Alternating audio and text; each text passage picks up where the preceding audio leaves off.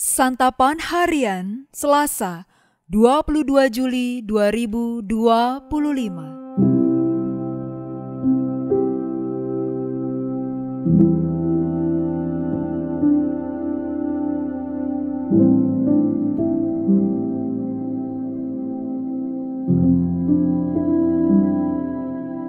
Inilah program Santapan Harian, sebuah program yang mengajak Anda menelusuri isi Alkitab, agar Anda menemukan makna firman Tuhan sesuai dengan konteksnya. Santapan Harian tertuju bagi Anda yang ingin memiliki kehidupan rohani yang segar, kuat, dan sigap. Hari ini kita akan membaca Kisah Para Rasul pasalnya yang ke-28, ayat 17 hingga ayatnya yang ke-29. Namun sebelumnya, mari kita berdoa.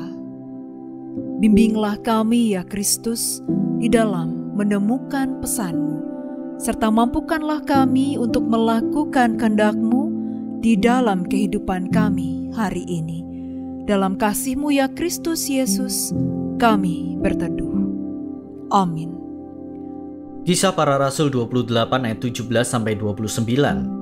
3 hari kemudian Paulus memanggil orang-orang terkemuka bangsa Yahudi, dan setelah mereka berkumpul, Paulus berkata, "Saudara-saudara, meskipun aku tidak melakukan apapun yang menentang bangsa kita atau adat istiadat nenek moyang kita, aku ditangkap di Yerusalem dan diserahkan ke dalam tangan orang-orang Roma. Setelah aku diperiksa, mereka bermaksud melepaskan aku, karena tidak terdapat suatu kesalahan pun padaku yang setimpal dengan hukuman mati. Tetapi orang-orang Yahudi menentang hal itu, dan karena itu aku terpaksa naik banding kepada Kaisar, tetapi bukan dengan maksud untuk mengadukan bangsaku.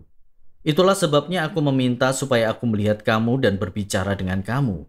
Sebab justru karena pengharapan Israel lah aku diikat dengan belenggu ini."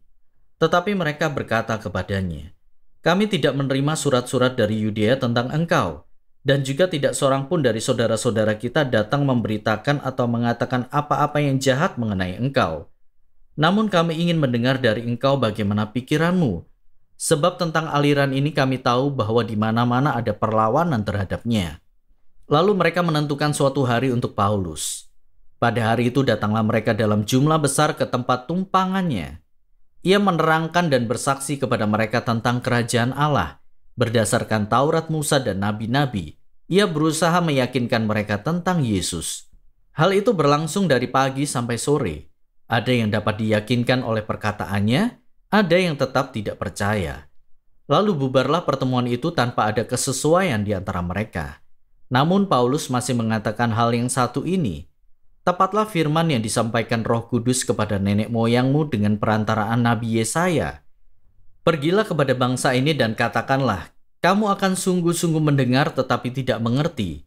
Kamu akan sungguh-sungguh melihat tetapi tidak memahami.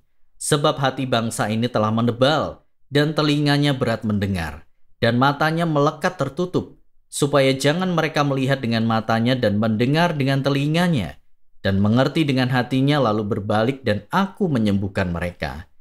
Sebab itu kamu harus tahu bahwa keselamatan yang berasal dari Allah ini disampaikan kepada bangsa-bangsa lain, dan mereka akan mendengarnya."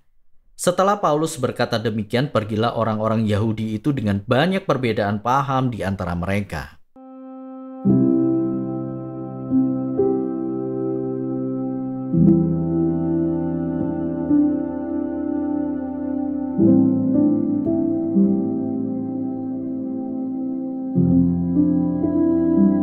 Sahabat Santapan Harian, di dunia ini dua tipe orang yang paling sulit untuk diberi nasihat adalah orang yang sedang jatuh cinta dan seorang pembenci. Sampai kapanpun mereka diberitahu, mereka tidak akan mau tahu, karena apa yang mengisi pikiran mereka adalah apa yang mereka yakini sebagai kebenaran mutlak, terlepas dari apakah itu sesuai kenyataan atau tidak. Orang-orang seperti inilah yang dihadapi oleh Paulus.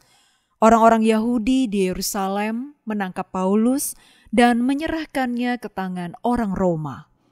Mereka tidak menerima bahwa Paulus tidak melakukan kesalahan apa-apa dan boleh dilepaskan. Itulah kenapa ia naik banding kepada kaisar dan berbicara kepada orang-orang Yahudi di Roma. Mereka berkata bahwa mereka ingin mendengar apa yang menjadi ajaran Paulus dari dia sendiri. Ini adalah pertanda baik, bukan? Pada hari yang ditentukan, mereka datang dalam jumlah besar. Maka berbicaralah Paulus untuk bersaksi tentang kerajaan Allah, juga berusaha meyakinkan mereka tentang Yesus. Pada akhirnya, apakah orang Yahudi di Roma lebih baik daripada orang Yahudi di Yerusalem? Sayangnya, tidak. Ada yang percaya dan ada yang tetap tidak percaya, sehingga mereka tidak mencapai kesesuaian. Hal yang terlihat jelas dalam bacaan kitab ini adalah Paulus selalu berupaya untuk bertemu dengan orang-orang Yahudi, yakni kelompok yang telah menuduh, menolak, dan bahkan merencanakan pembunuhan terhadap dirinya. Ia tidak berusaha memenangkan simpati dari mereka, tetapi ia ingin mempertahankan kebenaran. Dari kisah Paulus ini, kita disadarkan bahwa respon percaya atau tidak percaya akan selalu ada dalam pemberitaan firman Allah. Tugas kita adalah terus mengerjakan pemberitaan dengan hati yang tulus. Bukalah komunikasi dengan siapa saja, dan jalinlah persekutuan dengan mereka yang mau mendengar. Di dunia ini, orang-orang yang tidak mau mengerti dan tidak dapat memahami akan selalu ada. Namun, marilah kita menjadi orang-orang yang senantiasa berbicara dan bersaksi dengan tulus. Mari kita berdoa.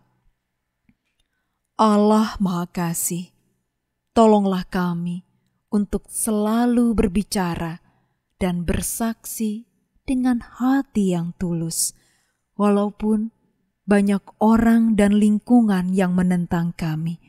Tapi Engkaulah sang sumber kekuatan yang membuat hati kami terus tenang dan kami mampu bersaksi tentang kasih-Mu. Di dalam Kristus Yesus, kami berdoa. Amin.